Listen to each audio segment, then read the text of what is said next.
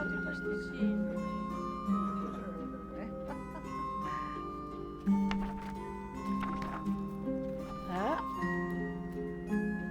Io non l'ho visto. Eravamo legati anche noi, dai.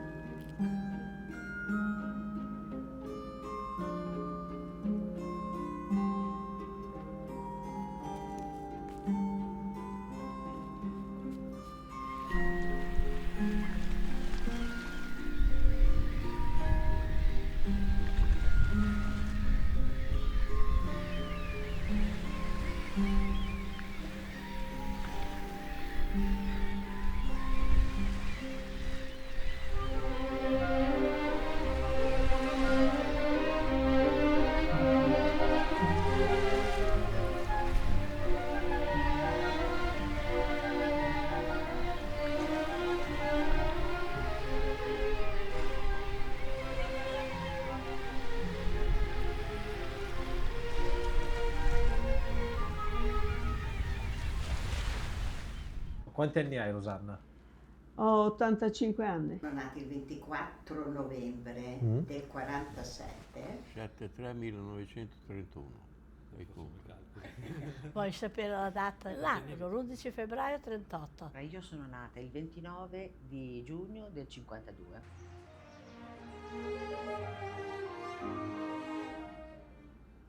Posso parlare? Siamo, No, siamo finisci. insieme.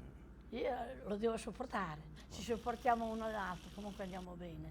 È un pezzo che ci siamo sposate del 69, un pezzo che siamo assieme. 69, 59, Del 50, 58, 59. 59. Del 59, io non avevo detto così. Abbiamo sempre fatto le vacanze assieme, abbiamo lavorato sempre assieme, prima lui con il magazzino. Con il magazzino ci siamo stati 5-6 anni, 6 anni mi sembra. Non è sempre andato bene, dai, Benino. non è che... Poi abbiamo sempre lavorato uniti in famiglia. C'era mio marito, lui faceva il camionista e di conseguenza io ero qui a casa. Poi d'estate andavo giù a Cernatico a dare una mano alla Liliana che gestiva una pensioncina e questa, non avendo avuto figli, dovevo un po'... passavo il tempo un po' così, ecco. Avevamo fatto veramente una casa per noi e poi c'erano i villeggianti che chiedevano a mia mamma se gli preparava un sugo, una volta le lasagne, una volta... E poi abbiamo cominciato così, insomma. E abbiamo tirato su sta pensioncina, un po' tutti gli anni una volta si faceva una camera, un altro anno se ne facevano due.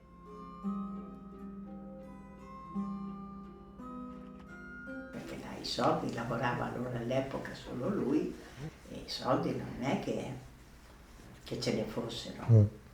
Dopo dico pure, ci siamo salvati prendendo questo locale al mare. Quello è stato un macello perché avere i due bambini piccoli e li lasciavamo, ma per fortuna che allora non era come adesso, li lasciavamo liberi per Cesenatico, andavano via la mattina, si riducevano a casa a mezzogiorno. È stato bello perché dai, i soldi dopo qui c'erano 5 mesi e poi si chiudeva e poi venivamo a casa e lui il gelato lo faceva anche buono. All'epoca c'era il primo gelato Liquirizia che non lo faceva nessuno e si lavorava molto per questo gelato alla Liquirizia. Il lavoro mi ha sempre impegnato molto. Io mi sono sposata a 18 anni. È nato subito il primo figlio, Cristian. A 20 è nata Cristina. Ho sempre lavorato. All'età di 20 anni era tutto problematico, ma c'era solo quello per me. E siamo andati avanti. D'estate doveva fare la stagione, via di Io seguito. lavoravo ancora da Casale. Lui lavorava da Casale in quel periodo lì. E mandavamo alla casa così. D'estate affittavamo. Io davo la mia camera ai bagnanti per prendere qualcosa, i soldi. Noi dormivamo nella camera, poi facevamo il mangiare nella cucina e i miei suoceri avevano preso un capanno alla spiaggia, attaccato alla casa, loro dormivano lì. Noi nella camera, nella cucina e di là la casa l'abbiamo affittata. Al mattino mi alzavo e andavo in un ufficio lì a sistemare, a dare una pulita. Ho imparato a cucire qualcosa, insomma. Io ero proprio agli inizi, molto, molto giovane, ma addocchiato, ecco, mi sono lasciata prendere, non ho scelto, ha scelto lui. Qual è il Sì. segreto per stare 54 anni insieme? Forse quello che ti ho detto prima, c'è sempre stata una buona intesa, ma caratterialmente completamente diversi. Aver capito, io dico, ho avuto la fortuna di capire fin dove poteva darmi, oppure capire il suo bene anche quando lui non riesce a dimostrarlo. Quello che un uomo non riesce a dare per le sue origini. Ad esempio mio marito ha avuto una vita molto diversa, anche difficile, loro una famiglia molto numerosa, non è stato facile per lui. E io fin dall'inizio ho avuto la fortuna, perché questa secondo me è solo fortuna, capire, capire lui perché si comportava anche in una certa maniera, perché non era propenso per le coccole, non le aveva mai ricevute. Come ci siamo conosciuti noi due? E io abitavo là in campagna. Lui aveva la zia proprio di fronte a me, alla mia casa. Veniva spesso, ci conoscevamo, anche i genitori ci conoscevano perché eravamo lì di campagna. Poi abbiamo cominciato ad andare a ballare, ci siamo incontrati nelle bolere, nelle discoteche. Adesso ci sono discoteche, ma una volta facevano i veglioni, anche lì al Borrello, nei paesini. Anche. Avevo le amiche lì qui dai presepi. Prendevo su, venivo su a piedi, perché andavamo a fare il giro per il canale, abbiamo conosciuto i marinai, i giovani della nostra età, e allora non avevo ancora le idee di fidanzarmi. Poi un bel giorno, forza di insistere, ho detto sì, è venuto a parlare con i miei genitori, siamo stati fidanzati 3 anni e poi ci volevo sposare perché lui voleva i figli tanto che era giovane, non li volevo quando era vecchio, li volevo giovani e ci è voluto sposare. A Polenta mi sono sposata. Eravamo 13 invitati. Ah, ok. Ce ne sono che fanno dei matrimoni con 180, 200 persone. Adesso se si sposa una che aspetta un bambino, non lo so perché, è una gran felicità. Allora era uno scandalo e mi vergognavo, hai capito? Che roba che è normale, io mi vergognavo. E vado al negozio che ero appena sposato, dice aspetti un bambino, io faccio no.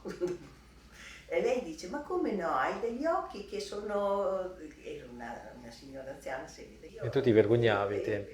Però non è bello così, perché tieni sto bambino e non sei felice per la gente, come ti giudica e quello e l'altro. Magari il bambino dentro può darsi che ne risenta, può essere, perché io non ero felice, non ero, perché mia mamma me lo fece pesare, ma molto molto. I due si vogliono bene, e se rimani anche incinta che hai 19 anni, se le mie nipotine a 19 anni rimangono incinta perché hanno un morosino o un moroso che gli vuole bene, io sarei felice. Oddio, il mio lascito è quello che penso sempre. Vorrei lasciare un buon esempio per i miei figli. Mio marito è grande, però un insegnamento migliore di quello che ho fatto. E sempre comunque nel rispetto, nell'amore, in cui credo moltissimo, perché penso sia tutto, e che loro sappiano amare, nella maniera giusta, ma già lo sanno fare perché sono persone molto... Però di non smettere di amare. Non smettere di amare, perché se riesci ad amare veramente non sei invidioso di nessuno, pensi, capito, al bene. Ecco, di noi stessi forse lì dovremmo volerci più bene. Tutte le altre cose che possono dar fastidio agli altri in particolar modo, ecco, che non devono esistere, perché l'amore è quello che ti fa vivere bene e fa star bene anche gli altri. Ti capitano tante cose e poi alla fine se riesci a a ragionarci sopra, poi ti viene da dire è bella la vita e non bisogna sprecarla. Sono sola, però sono stata felice. Nel rivivere questi racconti scopriamo un mondo fatto di sacrifici quotidiani e piccoli gesti che costruivano le fondamenta di una vita intera. Un mondo in cui ogni scelta aveva un valore profondo. Ogni sacrificio ha un senso. Ogni rinuncia racchiude un tesoro. Ogni momento investito in qualcosa di duraturo è un seme che continuerà a crescere. Lucia e Giovanni sono il simbolo di unione e tenacia. Con il duro lavoro e i sacrifici condivisi ci mostrano come nei momenti difficili sia fondamentale non abbandonare mai i propri sogni. Franca, con la sua dedizione di madre, ci racconta come l'amore vero non sia mai egoista, ma un amore che guida e insegna. È un amore che si sacrifica, che costruisce una base solida per il futuro. Rosella ci insegna che l'amore non deve conoscere condizionamenti.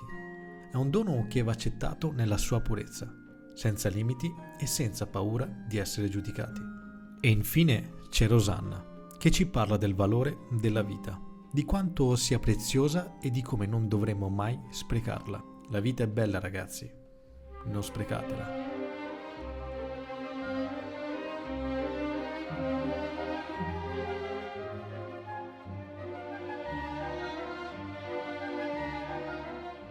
Sessualmente è finita da 10 anni.